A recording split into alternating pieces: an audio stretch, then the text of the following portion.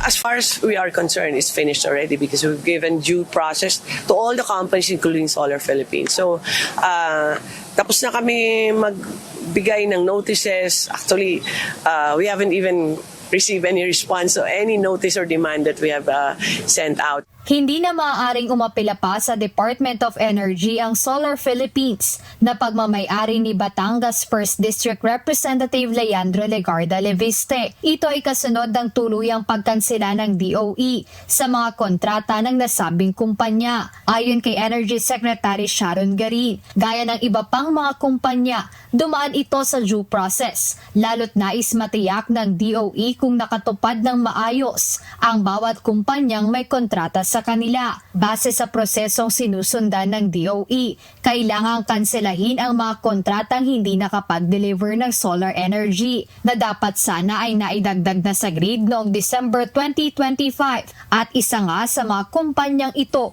ay ang Solar Philippines na Leviste. As far as DOE is concerned, according to our rules, this is finished, this is final for us already. So if the developer does not pay, then we take it to the legal recourse that we have. Kaugnay nito, muling nabanggit ng kalihim na long overdue na ang obligasyon ng nasabing kumpanya. Aniya hindi tumugon ang panig ni Congressman Leviste sa ibinigay na isang buwang palugit para mabayaran ang multang aabot sa 24 billion pesos. Nagbayad? Not yet. We've issued termination letters and demand letters also.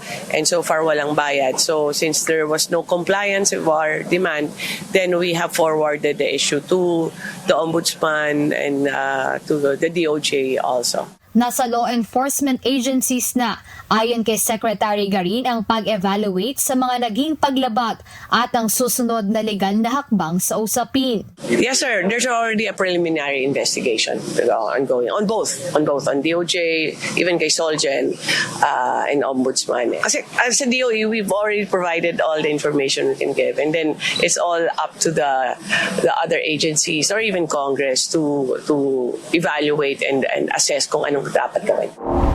Bukod dito, nilinaw ni Secretary Garin na hindi pinag-iinitan ng pamahalaan ang kumpanya ng mambabatas dahil hindi lang aniya ang kumpanya ni Congressman Leviste ang pinatawan nila ng penalty at kinansela ang kontrata. Binigyang diin ng kalihim na nais lamang ng DOE na magkaroon ng mga lehitimo at seryosong investors pagdating sa energy sector ng bansa. Jed Neresina, UNTV News and Rescue. Diyos ang aming sandigan, serbisyo publiko ang aming pinahahalagahan.